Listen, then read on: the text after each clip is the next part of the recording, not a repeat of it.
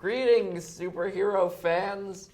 This is Talking About Superheroes. Damn! The show where we talk about superheroes. Kapow! And this is our review, Spoilerfest, of The Amazing Spider-Man 2. Which was pretty amazing, I guess. It was another thing. Good time was had. Let's see. So, what did we like in the movie? What scenes did we like? You go first. Well, I don't know. I thought Max Dillon was pretty cool as a guy. And Yeah, Spider-Man was like, I love you. I like the part where he meets him on the street. And he's like, lick this. And he fixes his comb over. And it's like, I need your man. Wow, Spider-Man, you saved me out of everyone?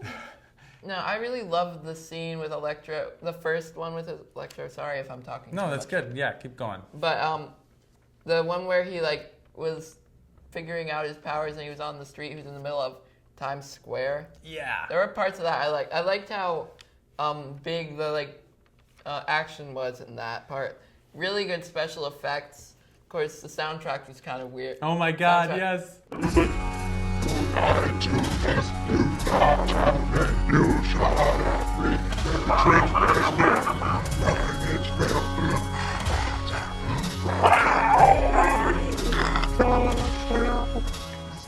Lots of I love how Spider-Man's looking at all those guys at one time. It's all this stuff that happens really fast, but they slow it down, and he pulls everyone away from the lightning conductors. The handrails, which are now, yeah. I swear somebody was about to lick it.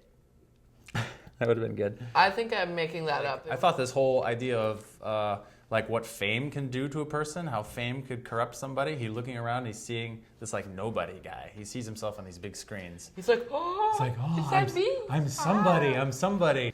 And then Spider-Man comes on. He kind of takes over the screens, and then he's like, Max was super bummed, and he got set up as the bad guy by the media, by the public and the media. I mean, I loved Max. He was too likable to be a bad guy. Right. And he's had so much moral to him, it seemed almost. He had a little bit of trouble, but he was our best friend. I don't know, when he turned evil, we were just okay, that's nice. He just turned evil for no reason. He didn't even have much reason. He was just now I want to kill Spider-Man. Yeah. Because when accidents happen to people, then we want to kill the hero. It was his whole birthday thing too. It's hey, it's my birthday and no one likes me. No one's coming to my birthday party. I'm surprised he didn't make the scene where he's sitting with the cake by himself. He's thanks for coming, everybody, and nobody's there. I don't know. I wish Spider-Man came to my birthday party. We were all no, Spider-Man, you don't blow him up. Yeah. He's our friend. You didn't want to help him. You wanted to help him for 5 minutes in the movie, and then you were nope. I'm okay with him. He's zapping stuff. I'm gonna blow him up. Yeah, no remorse about killing Max Dillon, who was totally, basically innocent. I know. Anyways, some of the things about the villains, I don't know. I really didn't like Paul Giamatti. The guy who becomes Rhino at the end, but in the beginning he really isn't that great because, I understand he's just got a Russian accent, but the way he talks, he's super fast and angry talking, and I couldn't understand anything he was saying. It was the spider. I couldn't. I'm the Rhino. I couldn't hear a thing he was saying because you better fix that. Too fast and angry and overacting. Green Goblin, sit up. Sit up. Eat your vegetables. There you go. Jeez. I don't know. They could have done a better cameo with Stan Lee. He was just I know that guy. Yeah, He was just at the graduation, and they kind of just weren't trying with that one. They're just let's put Stan. Yeah. It's much more creative in the Disney-y ones. Team up with Harry. Oh, let's talk about Harry. Harry. He was okay. He's so snaky, that guy. I know. In this version, he was the one we had no sympathy for. And he's like is the Spider-Man, give me your blood. I want your blood so I can survive. No sympathy. He's terrible. He's like. I know he's like, hi Peter. He's like all teary-eyed all the time. And he talks like this. Yes, he's like, oh my god. He smiles. One-dimensional. I know, and then he was completely evil in this version. Usually Harry is like, still got moral in him, but he gets confused. I kind of like when he turned into Green Goblin. I don't know. Well, like the whole illness thing? When he like actually got injected, he became like sort of gangrene. And Yeah. He got like pale skin. I don't know. Interesting hair, and like he actually looked like the Green Goblin. This version of the Green Goblin right here, if he was actually more of like not just a guy in a costume, but it looked like that he looked like that if that was just like a guy mutating. Yeah. I don't know. I liked his costume and his thing, but his glider and everything. They're gonna have a lot of work to do for the next movie to make it not. Crazy. Anyways, let's get on to the biggest beef. Double beef patties. Okay, you talk first. Okay, my biggest beef was, obviously Sony is having a hard time. They need to retain the rights to Spider-Man. So every so often, probably 10 years or something, they have to make sure they're using if they don't use the license, they lose it. So Sony is cranking out the new Spider-Man movies because they have to, or they'll lose the license. Get the zoom in thing. And the difference between them and Disney is that the Disney Marvel universe has a lot of vision. So they're going through chapters of evolution and using the characters to doing the story weave. I think we owe a lot to Joss Whedon for all of that. Joss. But that kind of foresight is not going into our good friend Spider. Oh, Sony popping up everywhere. Sony everywhere. Phones, big screens, computers. I hate that. I mean, that's what really turned me off. Why do they have to have only Sony products? Other biggest beef. Biggest beef? Hit it. Airplane scenes that went nowhere. I mean, seriously. I mean, there is a the first one.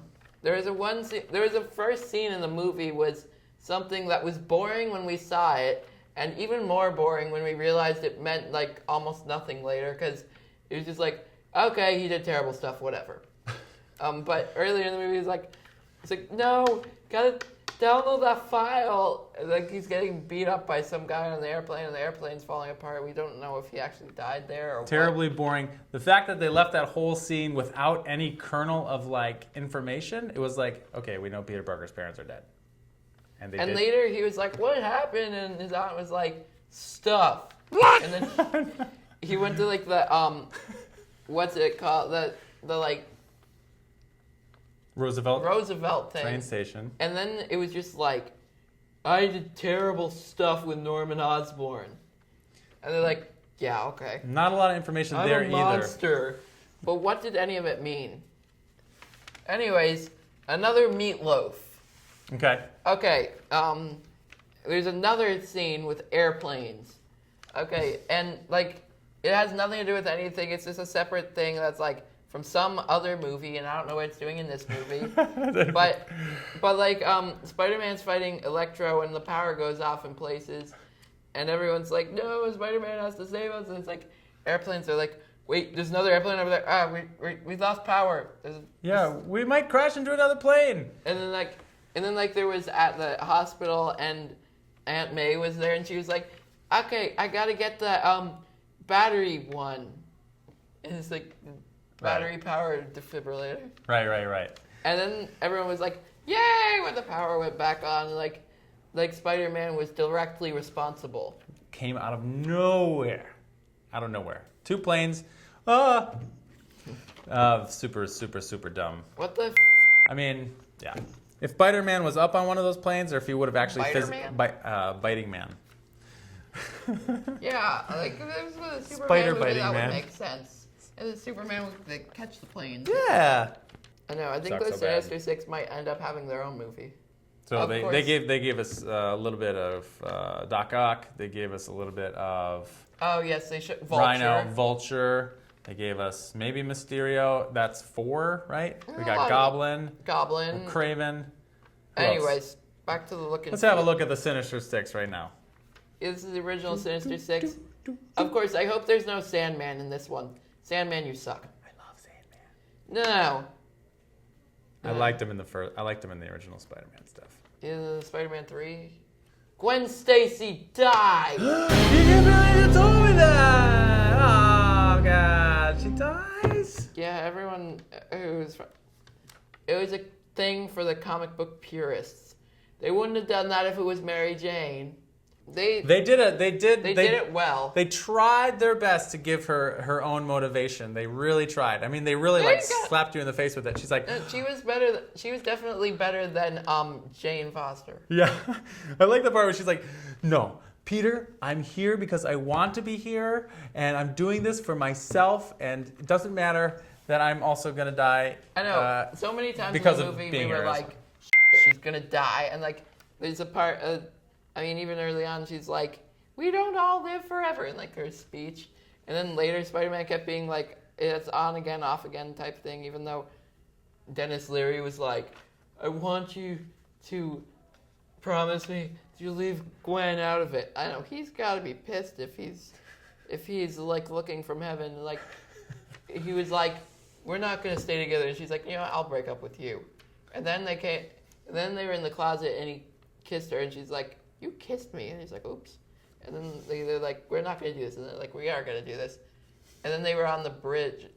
Oh, God damn it, Spider-Man. If you didn't write that on there, then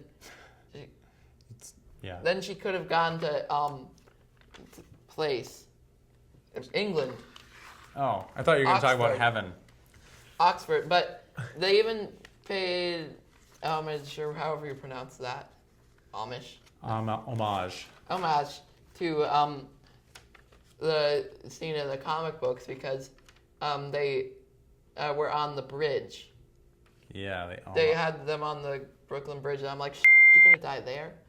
It was like, I love you, like Charlotte's Web.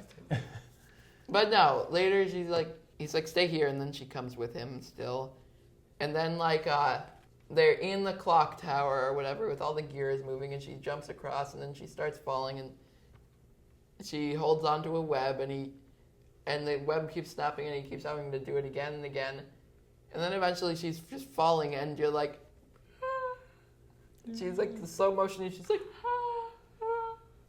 And he was like, no. It's like, shh. And the web comes down, and it goes so far, and then it's reaching out like it's a little hand. And it's like, no. And then it finally gets her, and he's like, phew. And it's like, she broke. You hear that snap. I like, you broke your girlfriend. Okay, and then he got down there and took her death in not a very heroic fashion. He's like, but come back to me. He's like, wake up, you're asleep, right? Wake up. And then he didn't quite do it the way, he was just like, and I think we've got a picture of his face there. And then, you know, I do feel like he should have been more like in the comic books when he like looks up and he's like, no, he's like, that was a woman I loved. But yeah, it was weird. The Green Goblin was like, I'm gonna take your hope away. Right. He wanted her to die, and then normal. But it was overall, what was the movie rating? It's like good. I think a very good would be too much. Probably good. Yeah, it's good. Good. It works. Yeah. And that's it, probably. Yeah. Anyways, goodbye, everyone. Goodbye. And keep talking about superheroes.